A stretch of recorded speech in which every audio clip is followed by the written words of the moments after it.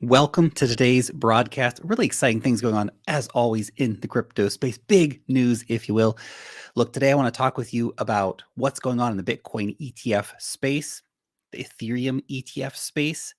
This is the calm before the storm in some kind of ways, potentially anyway. I also want to discuss with you, the future of money, what's going on with BRICS and CBDCs and Bitcoin and all this kind of stuff. We're also going to talk about Worldcoin, Orwell's nightmare, if you will, and the backlash we've been seeing against that, and also, of course, the potential opportunities with that coin, and also some really big adoption news happening for, the entire cryptocurrency space. Amazon has revealed a very big cryptocurrency related play. Also, some really big news right across the altcoin space. China, we're going to talk about them as well and what they are doing. So lots to get through in today's stream. Lots of value, of course, and very excited for everyone to be joining the conversation with me. So let's get into this. And I want to start off today's conversation. Bitcoin ETFs, Ethereum ETFs too. We've got some new news on this, and it's a very interesting time in the market right now, in my opinion anyway, because we've seen all this hype around the BlackRock Bitcoin ETF, this big surge when it was announced. And then basically we've had 6 weeks now of almost sideways action for Bitcoin. It's pretty damn crazy. And when you look at this, it's even crazier. So the Wolf of Poloniex points out, according to the block, the July result for trading volumes on centralized cryptocurrency exchanges is 426 billion. This is the lowest value of the indicator since October 2020. Analysts also note the lowest level of daily volume since November 2020. Yesterday's figure was the equivalent of $8.34 billion. This is crazy. This is really crazy because we know, by and large, that the retail crowd is not back right now. We know that all this big news is happening, though, on the other side. Where is everybody, man? Why are trading volumes still so damn low? Why are people so disinterested in cryptocurrencies still? Blows my mind to see some of the stuff that's happening right now.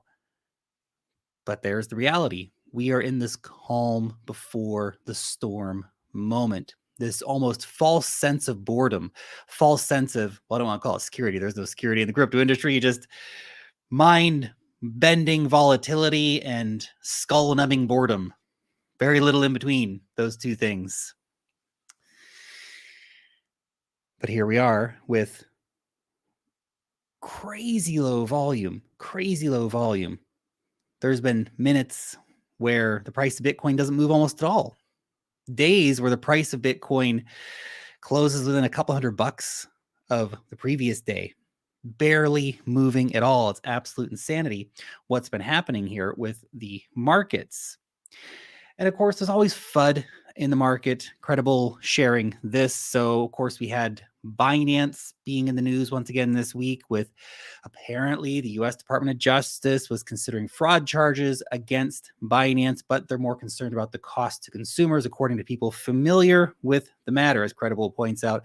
According to people familiar with the matter, somebody said the DOJ declined to comment.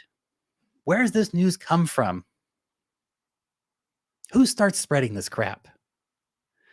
Basically, they kind of sort of wanted, maybe talked about something one time, sort of, and we're going to report on that as if it's news. Somebody bought Bitcoin, I would think, when that happened. You have to remember, the media is completely controlled. And I've got more proof of that for you momentarily, but you need to understand that these things don't happen in a vacuum.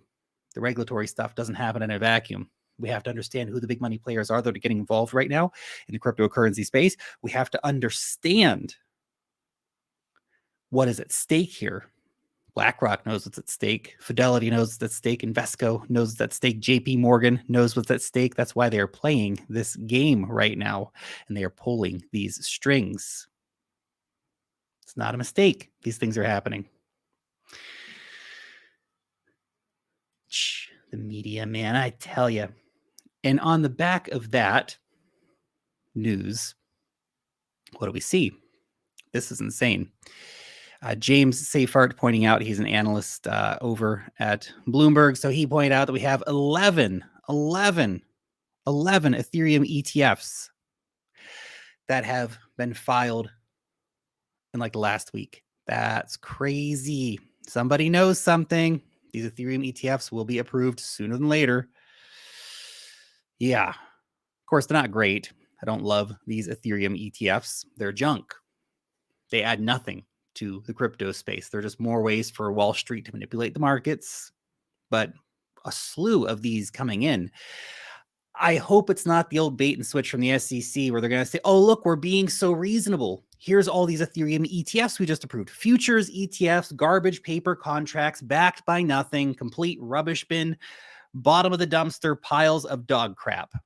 That's what these are. These are not spot ETFs. Oh, Canada can have spot Bitcoin and Ethereum ETFs. Brazil can have spot Bitcoin ETFs. Europe can have spot Bitcoin ETFs. Australia can have spot Bitcoin ETFs. America, not until BlackRock says.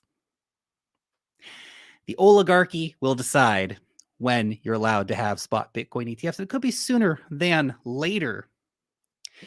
Look at this. KPMG touts the ESG benefits from Bitcoin counters misperceptions in a new report. What?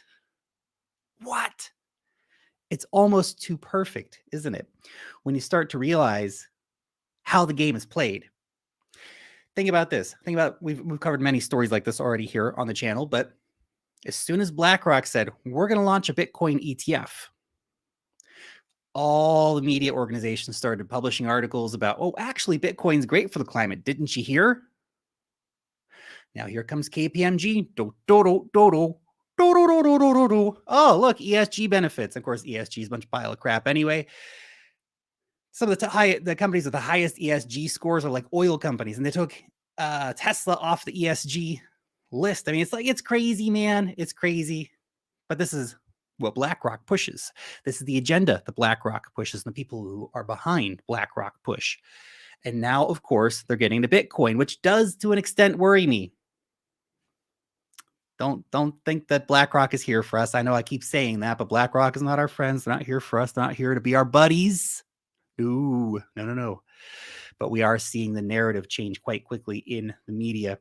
Now, before we get into the rest of the Bitcoin ETF news, if you are a Bitcoin trader, a cryptocurrency trader, you got yourself an account over at BYBIT. It is the best place for trading crypto. Whether you want to do futures, whether you want to do spot altcoins, copy trading, whatever it is, it's the place to be for traders. Use the link down below and you can get yourself up to $30,000 in trading and deposit bonuses, as well as exclusive trading discounts. So check it out.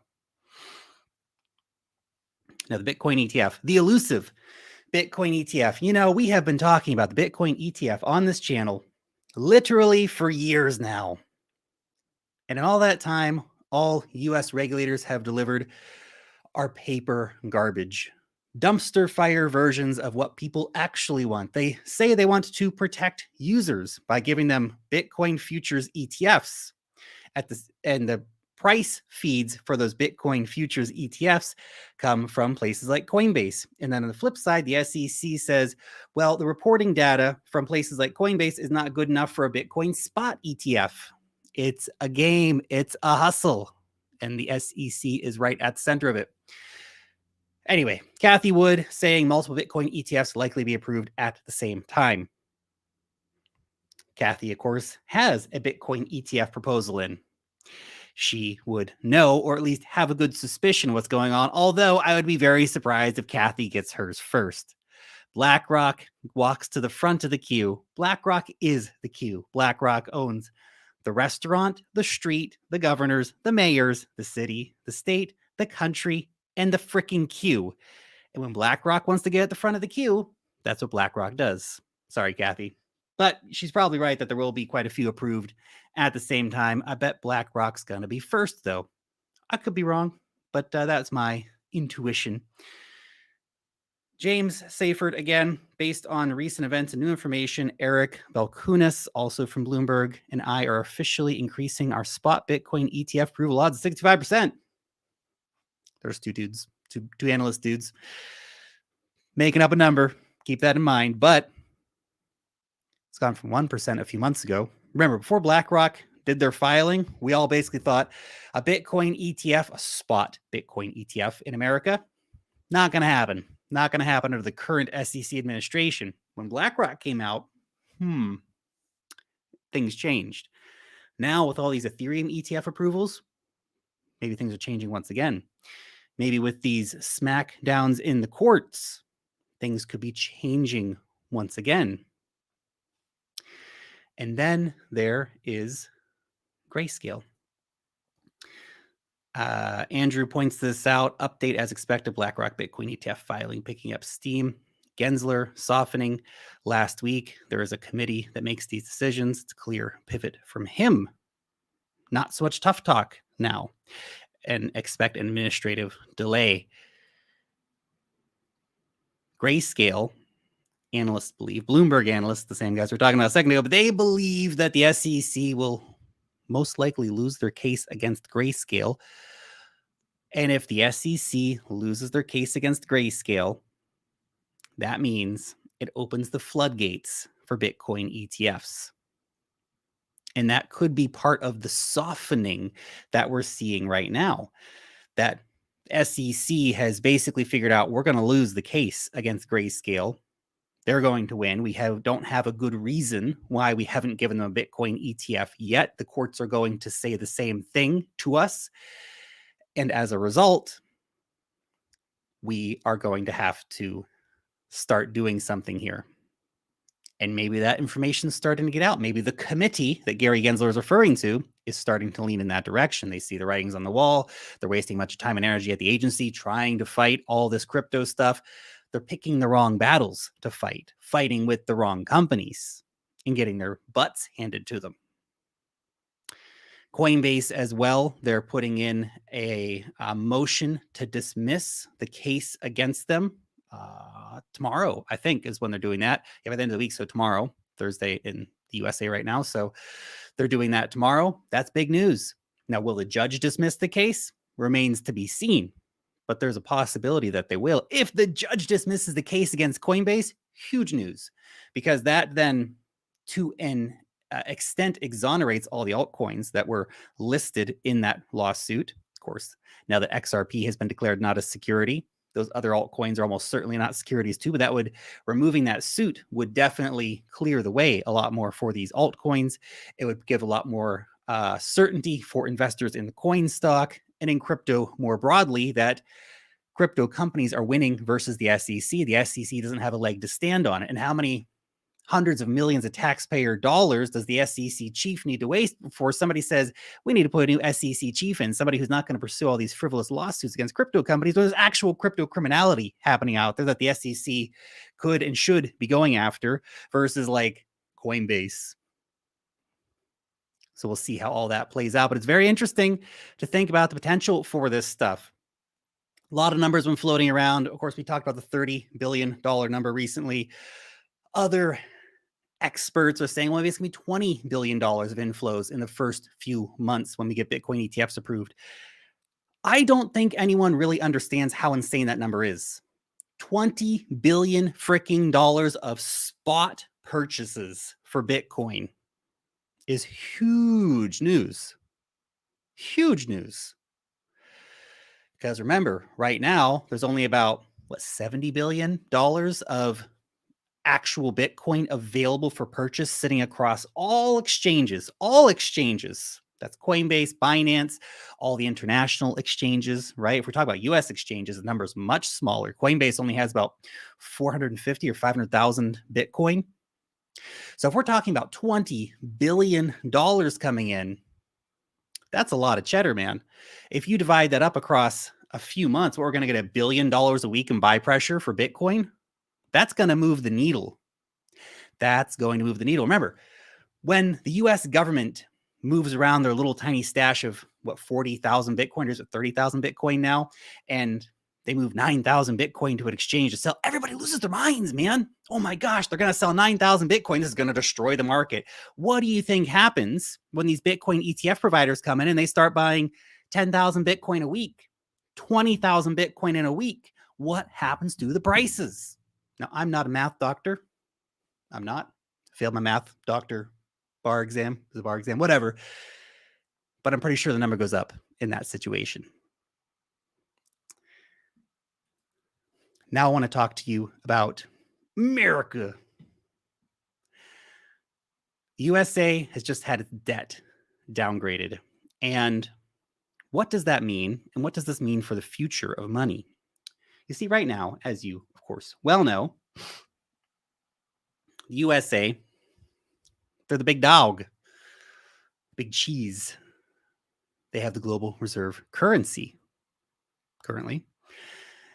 And while some people think that's going to last forever, historically, no global reserve currency has lasted forever. Times always change. I'm reminded of the saying that if you want things to stay the same, then things are going to have to change. Because things always change. Change is the only constant in the world. Well, there's probably a few others too, but you know what? You guys got the point, right? Anyway, US debt downgrade sinks global markets, but economists are not concerned. Why is US debt getting downgraded from, let's go down from AA plus to, from AAA down to AA plus. That's it. From AAA down to AA plus. So a bit of a downgrade there from the ratings agencies. And look, ratings agencies are kind of a scam anyway, to be fair, but nevertheless, Fitch has downgraded them. Meanwhile, you're seeing that the United States, the debt, it's unbelievable. I mean, it's criminal. It's not just unbelievable, it's criminal what they are doing. You have to understand this. The United States national debt is up by $1.8 trillion since the debt ceiling crisis. That was only like a month ago, 6 weeks ago. It took the USA 209 years to add that first 1.8 trillion in debt. And just over the last few weeks, they've added another $1.8 trillion. They don't have that money. It's all going on the credit card. The interest on that credit card, it ain't pretty. The US right now is on course to spend about $1 trillion per year in interest payments. Interest payments.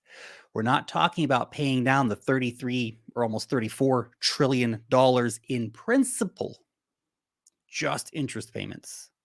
And in order to keep paying those unsustainably high interest payments, what are they going to do? They're going to have to print more money. It's always the answer, isn't it? Printing more freaking money. And what does that do? That debases the US dollar even further at a time of unprecedented monetary competition globally. Now, look, I don't, sit around here and wish, the US dollar standard needs to go and the US dollar needs to crash. No. I think it's seeing such dysfunction means that a lot of people are going to suffer really terribly. We should not celebrate this happening. And look, the USA has abused their position as the reserve currency by weaponizing the dollar and so on and so forth. And that's a whole big conversation we can get into that goes beyond the scope of what I want to talk with you about today. But the reality is things change. And the US dollar is the top dog right now. It might be the top dog for some more time to come. But times they are a-changing, my friends. And with change comes new opportunities, of course. And it's interesting because those new opportunities, whether it be for Bitcoin or BRICS or whatever else, you have all this stuff that lines up, right? All this debt that's on the USA right now, the credit rating being downgraded. And if the situation continues as is, they might see another credit rating downgrade. The USA getting their credit downgraded. It's nuts. The only solution is to print. That creates more inflation. That creates more economic pain for regular people. That creates more problems for those holding US dollars internationally. See, this is another thing working against the US dollars. All those central banks around the world, all those corporations around the world, they all have to hold US dollars, but they have no control over how rapidly the United States debases their currency. Now, look, when they do like 2% per year inflation of the monetary supply, for example, nobody really gets too excited about it. When they do what they did during the last few years and they print like trillions upon trillions of dollars, people notice. It hits the bottom line real quick. And while it's great for US corporations and US banks who get to front run the rest of the world looks at that and goes, that's not great. Why are we stuck using the US dollar? And as we see more and more countries opening up to alternatives, it creates more problems for the US dollars. But again, lots of opportunity here for non-US dollar holders. And of course, it's a global phenomenon of when we talk about cryptocurrencies, for example, we talk about Bitcoin, stablecoins, all that stuff. This interesting story I came across the other day from Patrick McCory. He said, I asked the following question at meetups in Kenya and Nigeria. Who gets paid in crypto? 80% of people raise their hand. Who gets paid in local currency? 5% of people raise their hand. That's crazy. Who prefers crypto, BTC, ETH over stablecoins? Only 2 to 5 people raise their hand, which is quite interesting, actually. And I understand volatility, right? People want to lock in some kind of temporary, at least, stability. Yeah, the dollar and all fiat currencies slowly go down over time, but at least it's not like 30, 40, 50% overnight volatility, right? And he asked, who prefers stablecoins? 95% of people raised their hands. Stablecoins, in a big way, are like the killer application for crypto. Cross-border payments, cross-border transfers. And as we see more non-USD denominated stablecoins come online, it opens up even more opportunities, right? USDC issuer Circle, they released a Euro stablecoin. Others have released like yen stablecoins, and we'll see more of those being issued out in the future. Interesting. People are looking for alternatives, and they want to be able to use crypto rails to move fiat around, which of course brings us into the whole conversation around CBDCs and all that kind of stuff. And we see cryptocurrency adoption rising all over the world. And this is just an anecdotal story, one I found from the news from just a few days ago, but it gives you the idea of what's happening, because these kind of stories, we've been covering these kind of stories nonstop for a couple of years now. Cryptocurrency payment adoption is increasing in Spain of many places. We see more and more payments being made as more and more regulatory clarity starts to happen around the world. Of course, the EU passed a very big cryptocurrency related bill this year, which had positives and negatives, but at least it was clarity. At least it was clarity. Much more than the USA has done. So when you have more clarity, people can feel more comfortable buying, selling, investing, using, building, creating. And that's what's happening. Surprise. And of course, we have people, countries all over the world, also fleeing from their crap fiat currencies. How many times have we covered what was happening in Lebanon? We've covered what's happening in Venezuela. We've covered what's happening in Argentina and a dozen other basket case currencies. Over the last few years on this channel, we've covered all these big stories about monetary complete terminal collapse of certain fiat currencies. It's heartbreaking stuff, man. It gives me no pleasure talking about these kind of things when you see fiat collapse happening. And it just makes me happy that there are at least alternatives now, and people are waking up all over the world. Cryptocurrencies are literally empowering people in countries, whether it be on the continent of Africa or in Southeast Asia or in Latin America, wherever we're talking about. A lot of these smaller developing countries, you might live in one of those countries, and there's capital controls. It's hard for you to get cash. It's hard for you to send money overseas. It's hard for you to get paid for your work. Right? I've got a big team of writers that work for me, and I pay almost everybody in Bitcoin. A couple people take bank transfers, and that's fine, but most of my writers are actually paid in Bitcoin or stablecoins in some cases. And it allows me to send payments all over the world almost instantaneously. Whereas when you send a bank transfer, it's like, where'd it go? I don't know. Oh, there's an intermediary bank that took $10. Why isn't that not? Why am I not told that when I'm sending this transfer? Why don't you say, hey, we're going to have to add another $12 in fees or $15 in fees on top of this because there's a mercenary bank in the middle who's going to rob you a little bit. Are they doing anything? No, it's just passing through the computer system. Does it need to do that? No, not really. It's just our archaic banking system. Cryptocurrency has offered a much better alternative for people all around the world. But as much as I want to see a Bitcoin standard take off and flourish in the world, I'm not so certain that's what we're going to get, unfortunately.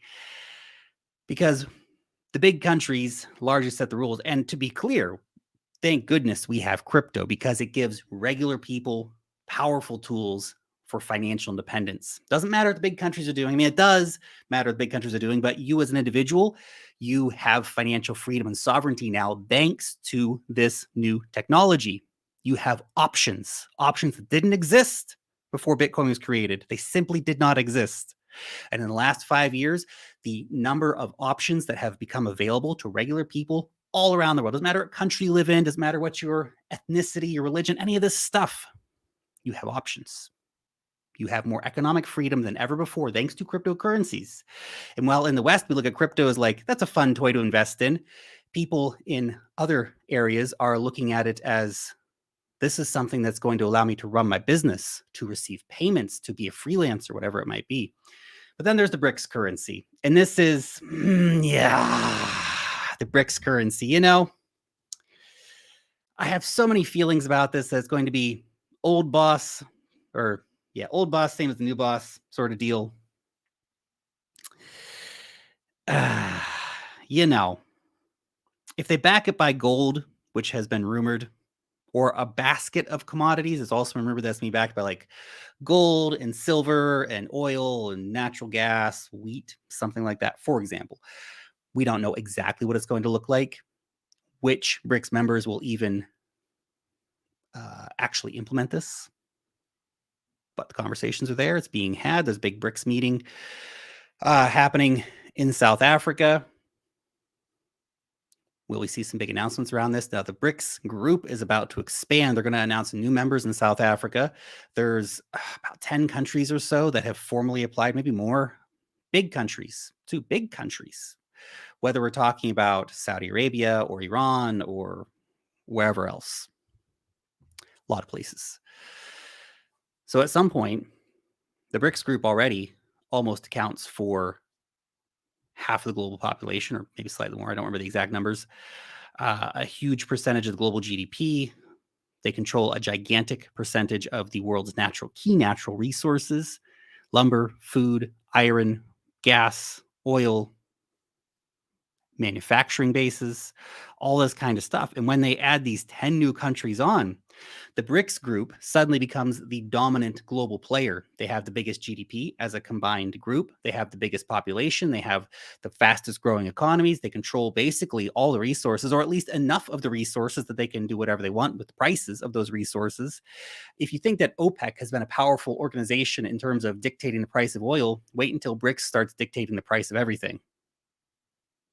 Maybe I'm wrong on all this, but the BRICS monetary union could be a very, very big world-changing event. Again, nothing happens overnight. It's not like they make an announcement, you wake up on Tuesday, and it's like, oh my gosh, the world's changed. No. It'll change over time. And of course, we'll see more settlement in local currencies, which is going to be enabled by technological advances as we see more countries moving towards central bank digital currencies. You see, when you have central bank digital currencies, this need for intermediary banks and stuff largely goes away. You're going to have the ability to very easily move money very quickly through Forex transactions, all on, well, some kind of probably closed chain system, some kind of database, but it's going to be really, really big in terms of allowing for more country-to-country transactions in local currencies without needing to go into the old Uncle Sam dollar. Technological innovations are also going to blockbuster the US dollar. Now, of course, the US dollar also wants to upgrade and have its own CBDC and stuff like that, but you have to really, really, really ask yourself the hard questions. What role does the US dollar play if other countries simply don't need it, or they have alternatives? They're using the yuan more, or they are using gold-backed CBDCs from the BRICS Bank. Now, I want to. I know we're going to get to comments, of course, later in the conversation, but there's a good comment here made by me. It just reminds me of something I was watching the other day. He said, "No real gold. Think of John McAfee. He died poor, but his story is amazing." And yes, he ran from the gold sector. You know, it's interesting. I saw something about John McAfee the other day, and it made me miss John. I know what man. God broke the mold when he made that guy, didn't he? Holy cow, John McAfee, man, what a character. If you weren't here back in 2017, John McAfee, of course, the creator of the McAfee antivirus software, he was pretty big in the crypto space. And died in very mysterious circumstances. Of course, a guy who literally had a tattoo on his body that "I will not kill myself" ended up killing himself in a Spanish prison, where the security cameras magically stopped working or the footage disappeared or something like that. You do have to wonder about this stuff. I miss John. He was a character, man. He was always an entertainer. Old John McAfee. So hope you're resting in peace, man. Holy cow. What a dude. Anyway, slight aside there from the main conversation. CBDCs are coming, obviously, and they're not great. They're not great. Again, I'm so happy that we have cryptocurrency. I'm so happy we have Bitcoin and all this stuff, because CBDCs are not your friends. They're not. They're not here for you. They're not good. There's nothing positive about CBDCs. And they're going to present them as, oh, they're more convenient. Oh, they're better for the environment, probably, right? And so if you're they're going to be the best thing since sliced bread. And yet it's programmable money. And we know what programmable money can do, because we use programmable money all the time when we use cryptocurrencies, except that when governments do it, they're going to do all the scary stuff. Being able to turn off your account, set your money so it expires after 90 days. So you either have to put your money into government bonds or it disappears. You can't just save it in your bank account. Now, you may not think that that's going to happen straight away. You may not think it's going to happen at all. My question to you would be, look at the history of what governments have done and ask yourself if you really believe that they wouldn't do it. Because my guess is that they're probably going to. And then, of course, we have stuff like Elon Musk's X app, which he wants to do everything in the financial world on his X app, right? He wants to allow for crypto transactions and stock trading, apparently, potentially, all this kind of stuff. Interesting. How do new money applications also fit into this wider picture? Because Elon Musk is building the X app within the boundaries of probably what's actually going to be allowed by financial regulators. And that's where we see CBDCs fit in and all this sort of stuff. And so I'm excited about the X app. I think it's going to be fun, but it's not necessarily a revolution or a game changer in terms of global money. CBDCs, they're scary. They freak me out. BRICS currency, like I said, new boss, same as the old boss. Not that big of a deal. Interesting if they back it with gold. Interesting. Don't know how it's going to play out, but interesting. It's at least it's something new, something beyond just infinite money printing whenever the powers that be in America decide they want to print some more money. And then there's Bitcoin, the shining money on the hill, our real chance at economic and monetary freedom. It's there for us. Just to reach out and take it before BlackRock does, because they're coming for your coins. Now let's change pace a little bit. I want to discuss with you some really big news that's happening in the altcoin space. Actually, this is about Amazon and getting into crypto in a very interesting way. Now, we've seen a lot of big tech companies getting into crypto in one way or another over the past few years. Some of them have started doing hosting services. Some of them started actually investing in them. It depends on the company who we're talking about. But Amazon teaming up with a big crypto game on Polygon, which is pretty crazy. And that gives the potential for introducing a lot of people to crypto, which is why it's a big story, which is why we're covering it. So Amazon Prime is giving out free NFTs for this Polygon game. So Amazon Prime subscribers can now snag a free Polygon NFT and in-game currency for Mojo Melee, with more freebies to come. Quick note, I am a private sale investor in Mojo. You can find full disclosures of my venture investments as well as my portfolio in the description of this conversation. So go ahead and check that out if you want to know what my conflicts of interest might be, or what I'm particularly holding at the time, or what I'm venture invested in. So just to tell you guys that. But this is a big story, which is why we're covering it, because Amazon's huge. Polygon, of course, once again finding itself at the middle of major company adoption. Polygon's blockchain, I swear, this is one of the hardest working teams in crypto over at Polygon, because they keep managing to get these crazy big partnerships or applications built on their chain, keep managing to get these crazy big partnerships. So it's very, very cool to see that. So the users are going to be able to get that free NFT, and people love free, people love free stuff, right? They're also going to 885 or a non-crypto in-game currency. This could see a huge number of wallets being created. Now, look, there are 200 million Prime subscribers. 150 million of those are in the USA. Not all of those people are going to go and claim their free NFT. Let's not get too crazy here. But it's still a big deal because there are 200 million Prime subscribers. This is Amazon. That Amazon coming out and saying, we got a crypto game and we are going to enable our Prime subscribers to be able to claim a blockchain-based NFT, which means these people are going to get a blockchain wallet account. This is big. It's a potentially big onboarding moment. Remember when Reddit onboarded millions of new users? I remember Worldcoin onboarding millions of new users. Amazon, one of the world's biggest companies, onboarding potentially millions of new users. Now, it remains to be seen how big this game is going to be, how many people are going to claim the NFT. Maybe only a couple thousand people or 10,000 people claim the NFT. Maybe a million. And look, I know, Amazon has not always been at the forefront of gaming. Amazon has not always been at the forefront of TV and movie production and stuff like this. I get it. Still big, though. Still big. Still, I like that story a lot. Another story from Polygon. Well, we're on the Polygon train. As Sandeep Nailwal points out, DraftKings, the world's leading daily fantasy sports brand, killing it on Polygon. The mainstream projects take time, but once their apps start doing well, every single one of them can generate more volume than an entire blockchain ecosystem can currently do because they bring their user bases with them. He said if DraftKings was a chain, it would rank number 3 by volume. That's crazy, man. That's crazy. This is huge adoption news.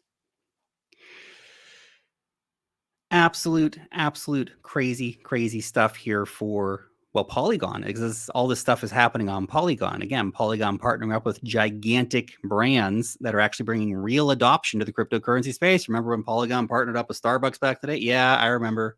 You guys probably remember too if you're a Polygon nut. But crazy, man. Crazy to see this kind of adoption start to take off. And of course, it can take off on Polygon because Polygon, unlike Ethereum, doesn't charge you $10 or $50 or $100 to do things. It charges a fraction of a penny. And it's so cheap that it allows companies like Amazon to pay the gas fees for you or to bake it into your overall payments somehow. But still, you don't have to do the more manual labor side of using these things. You can abstract some of that away to applications and platforms. So very cool stuff. And before we get into the other big adoption news stories, real quick, if you're not subscribed yet to the Wealth Master newsletter, you're straight up missing out. It is the best newsletter in the crypto industry. Every single issue jam-packed full of fun and entertainment, but also great educational material. The latest news, altcoin reports, airdrops, NFTs, and much more. And you can sign up for free. Join our 75,000 weekly readers. Click on the button in the description, and you can start getting those emails to your inbox too. Now, remember last week when we were talking about real-world assets coming on chain? How Avalanche had announced that they launched a $50 million fund to bring real-world assets on chain. Well, now, here we go. Securitize has started issuing tokenized securities in Europe that represent equity in the Spanish REIT, so real estate investment trusts, and CP Partners, focused on commercial real estate in the healthcare sector. Assets will be tokenized on the Avalanche blockchain, by the way, and secondary trading is set to begin in September. Yo, it's happening. It is happening, and I love it. This is the future of real-world assets. We are going to see trillions of dollars come on chain. Trillions of dollars come on chain. Stuff like a real estate investment trust. Great, fantastic. Imagine that. You can go out and buy $10,000 of this real estate investment trust stock, and you're going to get 5% per year, for example, paid out for holding that. But now that it's tokenized, now that it's on the blockchain, you can go to a decentralized exchange or a decentralized money market. How about that? Trader Joe has already said, ooh, we see this. We're interested. Maybe we can be the real world asset exchange. So you can go to, as an example, they haven't done it yet, but just as an example, you go over to Trader Joe and say, hey, I have $10,000 of this real estate investment trust equity, but I'd like to take a loan versus that. So you put it up for collateral. You take a $5,000 loan versus that. You take that $5,000, buy $5,000 with a chain link. That chain link 10x's. You take your profits back. You come back. You pay your loan off. You get your real estate investment trusts back with the interest, of course, that's been accruing over time. Bada bing, bada boom. Now take that $10,000 and amplify it to a few trillion. And you realize the potential of all these real world assets, whether it be real estates, stocks, bonds, whatever, coming into the crypto space, because it is going to be coming. Remember Larry Fink, Larry frickin' Fink, man, the CEO of BlackRock. He said the future of equities is tokenization. CEO of BlackRock is talking about taking all this stuff and whack it onto the blockchain because he knows they're going to make more money doing this. You're going to get rid of the clearinghouses, get rid of all the middlemen that make things slower. And we might actually, in our lifetimes, maybe even sooner than that, maybe by the end of the decade, move to a world where we can have 365-day-a-year markets that are open 24/7, like crypto is. Because remember, stock markets aren't. Stock markets are open, like 9 to 4, Monday to Friday, excluding bank holidays. Like, come on, what is that, man? That's ridiculous. This could blow open global liquidity in a massive, massive way. So it's very exciting to see that happening. Very, very exciting indeed. Also, in terms of adoption news, Coinbase. So Coinbase is looking at adding the Lightning Network. So this is a conversation between Brian Armstrong and Jack Dorsey, the former owner of Twitter, now known as X, of course. Basically, Jack said, well, why do you continue to ignore Bitcoin and Lightning?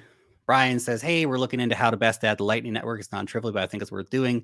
I'm all for payments taking off in Bitcoin. Not sure why you think we're ignoring it. We've onboarded more people to Bitcoin than probably any company in the world, which is true. Jack says, no doubt, Coinbase introduced more people to Bitcoin than anyone else in the world. I'm grateful for that. Putting more of your resources towards original focus on Bitcoin and layer 2 technologies would be amazing. We'd be happy to partner. Of course, Jack's company, Block, his other company, they have been working on Lightning payments. Interesting. Very, very interesting seeing Jack Dorsey and Brian Armstrong teaming up to bring Lightning payments to Coinbase, to bring Lightning payments to the Coinbase wallet. That would be the real thing. Coinbase Exchange, that's very exciting. That helps people really move back and forth between frictionless payments to exchanges where they can cash it out. Coinbase, of course, being one of the world's biggest exchanges. But more importantly, if they can bring it to their Coinbase wallet, which is one of the widest used wallets in the world, that's big. That's big stuff. So I'm excited about that. Other Coinbase news, Coinbase teaming up with Coca-Cola, Atari, some other big names as well, OpenSea, Showtime, ahead of the Base, which is the Ethereum layer 2 Coinbase solution. Ahead of their mainnet launch, teaming up these huge brands for NFTs and stuff like that, which is great. I mean, Coca-Cola, you guys have probably heard of them once or twice in your life. They're kind of a big deal. So seeing them launching their NFTs on top of Coinbase's base helps drive users, helps drive traffic. And to mention as well that the bridges are open, the official bridges, not like the trust me and send money to some random contracts, which is what was happening last week on the Coinbase base layer. But now official bridges have opened up, so you can go and start using those. So if you go to bridge.base.org, that is the official Coinbase bridge where you can bridge money over to the base layer 2 and start degenerately aping into all kinds of crazy crap over there. But we also have a lot of major protocols which are deploying on the base layer either very, very soon or in the coming weeks. So you can keep an eye out for stuff like Sushi Swap and Aave, etc., to also integrate with Base so you can use more trusted DeFi solutions over there as well. And the other bit of adoption news here, HashKey has announced the official upgrade of number 1 and number 7 licenses to become the first licensed trading platform for retail users in Hong Kong. It will also cooperate with the Standard Chartered Bank to provide users with fiat currency deposit and withdrawal services. Huge. China never really officially left the game. I saw a report the other day that a gigantic percentage of the volume for Binance is still coming from China to this day, in spite of having been shut down in China a long time ago. This changes everything because this is actually official services, official exchange providers that allow mainland Chinese money. I know it's in Hong Kong, but it's only a short train ride away. Mainland Chinese money to enter into the cryptocurrency market in a regulated way. Now, look, your average Joe in China may not, but families with a little bit more money, the rich, they're going to find a way. And Hong Kong has just kicked open the doors, and this is the first major exchange to do it. So you think that with a lot of the other stuff that's kind of going on, you know, those ETFs get approved, for example, well, then BlackRock and all these other guys start buying 10,000, 15, 20,000 Bitcoin a week.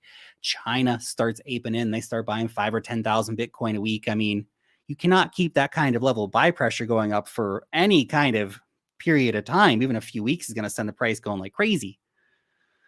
Interesting times. Very, very interesting times indeed. Now I want to discuss Worldcoin, the orb. The orb. Look at the orb. It's going to capture your soul. Man, do they have to make it look so creepy? I mean, seriously, stuff like that really makes me worry about Worldcoin. Why couldn't they just make a nice, friendly looking box? No, it had to be some dystopian silver orb thing, which makes me trust the whole Worldcoin thing a lot less, to be honest. I mean, come on. But hey, it's made by Sam Altman, the ChatGPT guy, the OpenAI guy, you know, the guy who's revolutionizing the world of AI for better or for worse, bringing around the end of civilization or helping you write your marketing copy, one or the other. We haven't decided yet.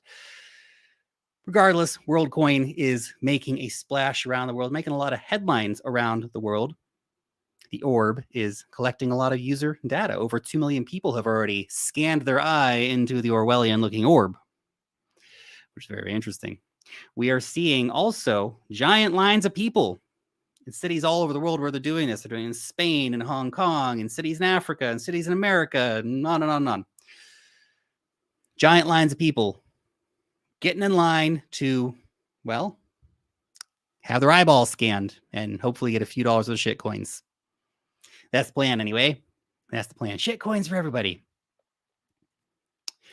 So what is Worldcoin, Sam Altman's eye-scanning global ID orb project? Of course, this is about digital IDs. And yes, digital IDs are needed. And to an extent, this may be one of those mid-curve things where if you're in the middle, you're going, no, this is an Orwellian nightmare. This is terrible. And, you know, the people on the left-hand side of the curve are going, oh, free shitcoins. Let's do it.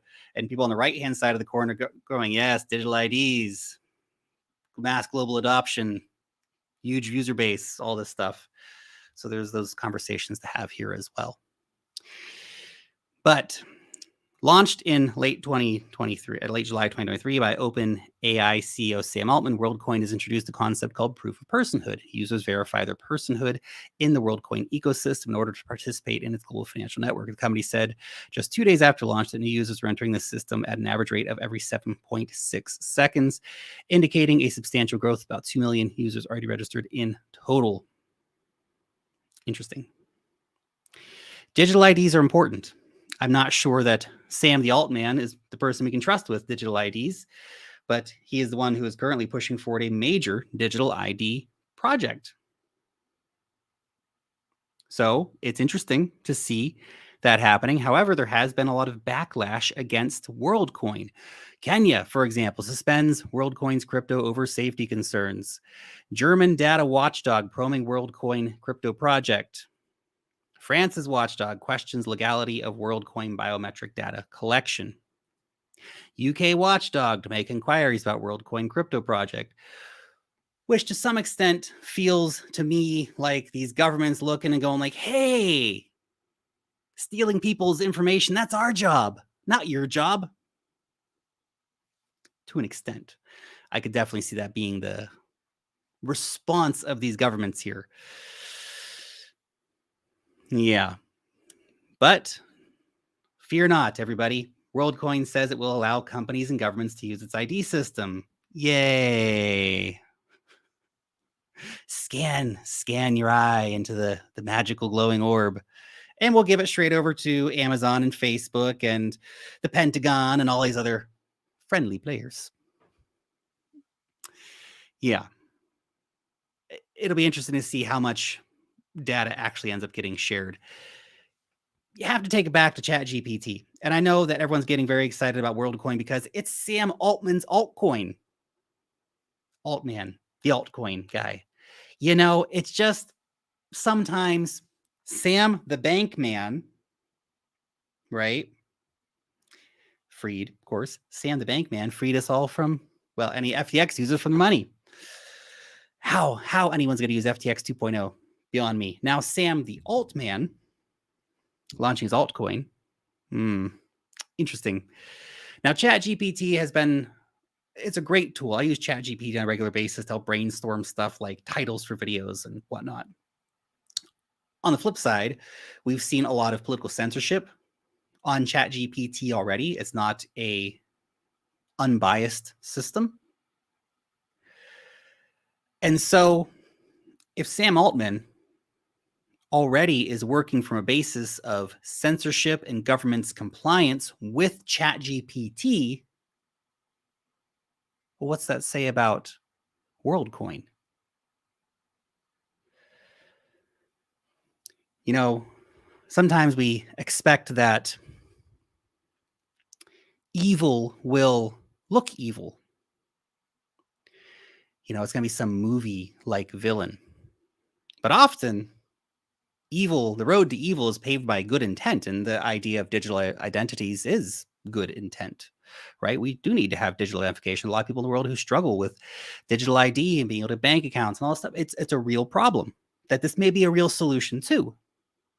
And then there's the flip side of the conversation where a nice smiling face can lure people into a technological tyranny, the likes of which Orwell and the writers of Brave New World and all this stuff couldn't even really have dreamed would be that messed up.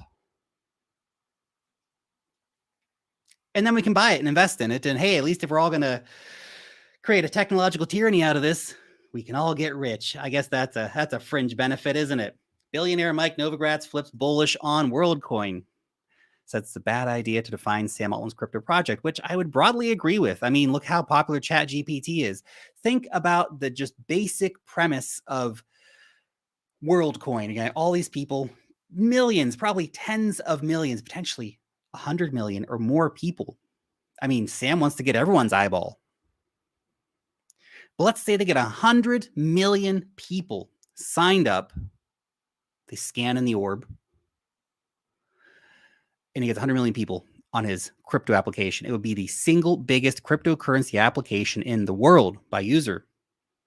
That's not to be ignored. Then, of course, there's a simple narrative. Hey, it's Sam Altman's cryptocurrency. He's the ChatGPT guy. He's the OpenAI guy. What is it? Midjourney? I think Midjourney is the other one that OpenAI owns. That's those guys. We should buy the altcoin, and that could be the narrative. Again, all the stuff that I'm talking about, I'm feeling like I'm mid-curving this because I'm like, yeah, Orwell and all that stuff, blah, blah, blah, blah. The flip side is people go, ooh, Sam Altman coin. Let's pump it. Let's buy it because that's Sam Altman's coin. That's the OpenAI coin. We have to get it. This is the future of decentralized identities, which it may be, or it may not be. My mind's not decided yet. I've not scanned my iris. and I don't currently plan on doing that. Let me know if you plan on scanning your iris or not. Here's a report from Kaiko on the tokenomics of Worldcoin. By the way, we are doing a report on Worldcoin soon in the Wealth Mastery newsletter, so keep an eye out for that. Worldcoin's white paper is laid out on its website, though its tokenomics section is notably missing for those of us in the US. So initial supply cap, 10 billion coins. The maximum circulating supply at launch is 143 million coins, 100 million of which was loaned out to market makers operating outside the USA. So only about 1% of the coins are currently in circulation, which is pretty crazy. I mean, sometimes you see 3 or 4%, which is also pretty scandalous. If you ask me, to have such a tiny circulating supply right at the start. That being said, 1% is a tiny, tiny fraction of coins. And considering that the vast majority of those are in the hands of market makers, it's not a great look for a launch. I worry that this could be like the internet computer launch where you have a big hype at the start and then just goes down. But again, let's not try to mid-curve it too much. Let's think about the Mike Novogratz thesis that don't bet against Sam Altman. Investors, people like Novogratz, as well as the team, people like Sam Altman, they don't get their coins for a year. So they don't really care what happens between now and a year from now. In fact, their only intention will be to get as many people's eyeballs scanned as possible in that time. So if they can then, in a year's time, when the markets are hot again, hopefully, if they can look and go say, hey, look at our coin, it's got 100 million users. It is one of the biggest, if not the biggest, crypto platforms that's onboarded the most people, yada, yada, yada. Boom, buy our coin. And then, of course, they start getting their coins. And the VC cycle repeats itself. I love it. Interesting. Very curious to see how Worldcoin plays out. Let me know your thoughts, of course, on Worldcoin in the comment section. Money-making coin, will it be the big thing based on the Sam Altman OpenAI ChatGPT hype, or digital IDs? Maybe it's too obscure. Maybe it's too Orwellian. Let me know. I'm curious to hear your thoughts. Now let's change conversation here one more time and actually open up the floor to you. So I'm going to stick around for another 10, 15 minutes on this live stream. So if you want to ask me some questions, now's the time. Let's do it. Let's do a Q&A. I nail a little bit of water here real quick. Before we do that, good stuff. All right. Let's do some questions. What do you got for me? First one here from Pew Pew Poom 2. I got a two-part question. Have you seen the cool new limit orders update on Trader Joe? I have seen that. I have not used it yet. And would you ever do a deep dive video on new layer LUNs like TPS and ecosystem? Possibly. I don't do so many deep dive videos anymore. Maybe I should do deep dive videos again. I'll give you a maybe on that. Maybe we'll do some deep dive videos on some stuff like that in the future. But I am excited about the Joe limit orders, on-chain limit orders. That's cool. It's exciting. Trader Joe, of course, definitely a bear market builder. Mick, I've seen that, man. Thanks for posting that. Convert that spunk that emanates out from Lark into energy. All we need to do is harness just a thimble that amount, inject it into space. Then there we have it. The bull run ends. That ends all bull runs. Thanks, mate. Appreciate it. Okay. Well, that's a good one. Anna asks, how and when will we know the new cycle differs from previous, different in peakiness, duration, Bitcoin dominance? What signs would you look out for? Great question. Very interesting question. And I'll give you my thoughts on that. It may not be the definitive answer, of course. Obviously not going to be, but just my thoughts. Every cycle is different. Obviously, history does not repeat. Things don't play out exactly like they would.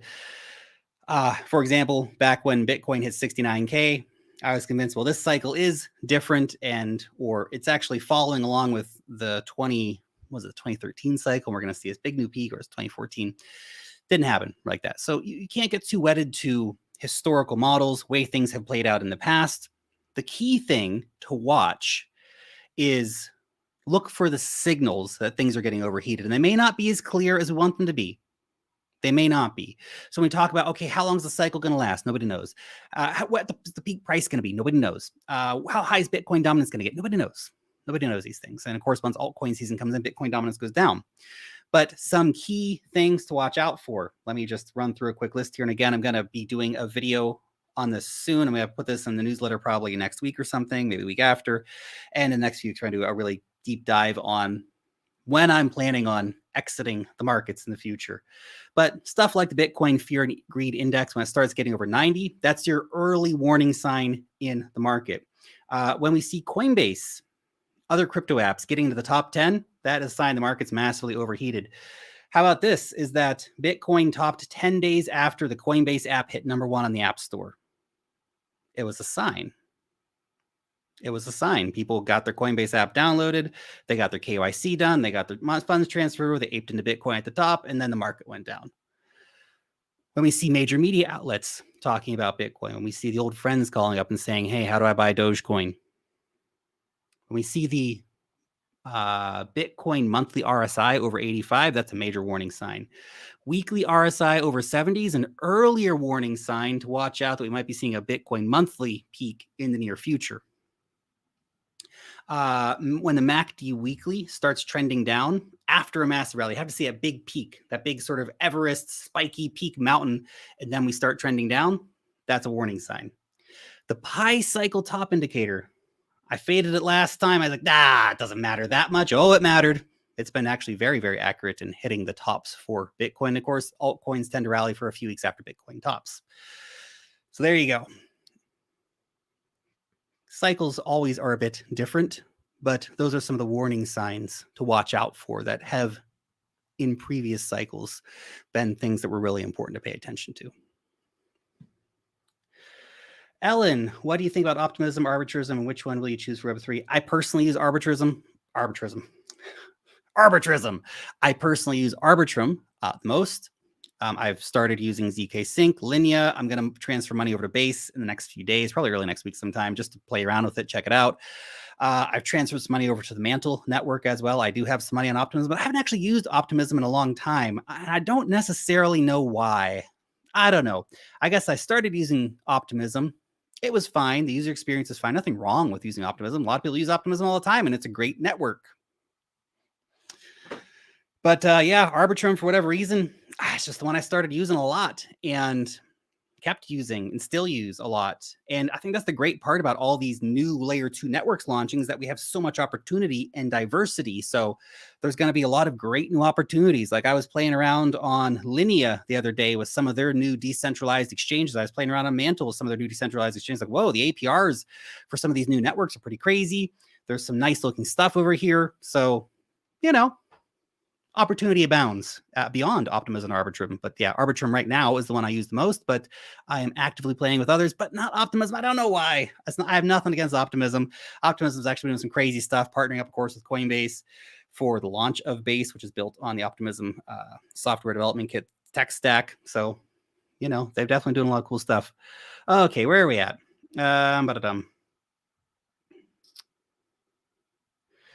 Hey, Lark, do you trust or use Nexo? No and no. And I am somebody who mistakenly trusted centralized lenders and got burnt bad. And of course, a lot of you guys who heard about them from me got burnt bad, and it's terrible. And I don't think that Nexo's any better than any of the other ones. They just got lucky. You know, it's funny with Nexo because I remember a few days before FTX collapsed, they got like 200 million or $250 million of their users' stable coins out of FTX that they've been using for market making on FTX.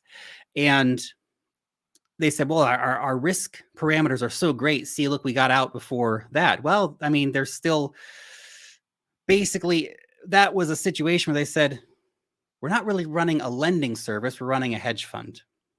You give us cash and we go and do stuff with it, which of course is what the other guys were doing too. Everybody's been kind of misleading about what they've actually been doing.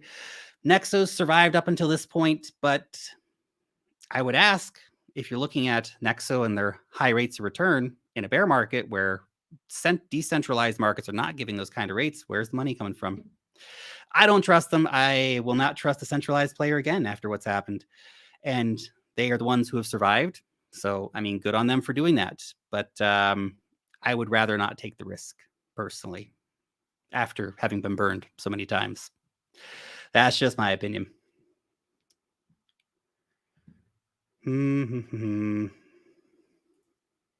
Oh, here's an interesting one. Petro C62, Lark with all the hype around Pepe coin and the bald rug pull. Could you ever see yourself putting any money into a new meme coin token? If so, what kind of trades will lead you to do so? That's an interesting question. I don't really play the meme coin game, but a lot of people do. And if you were playing the meme coin game, the way to play it is not to play with very much money. And I know there's a poll that you want to play with a lot of money. Man, if I only put in like $10,000, going to the moon, baby. Look at a lot of the early meme coins. People who made a lot of money actually put in like $500, like not a lot of money.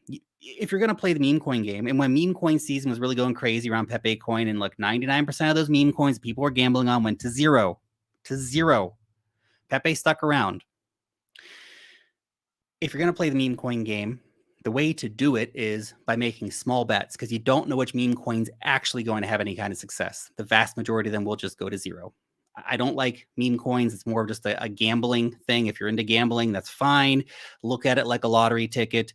And you wouldn't go out and buy your entire net worth of lottery tickets.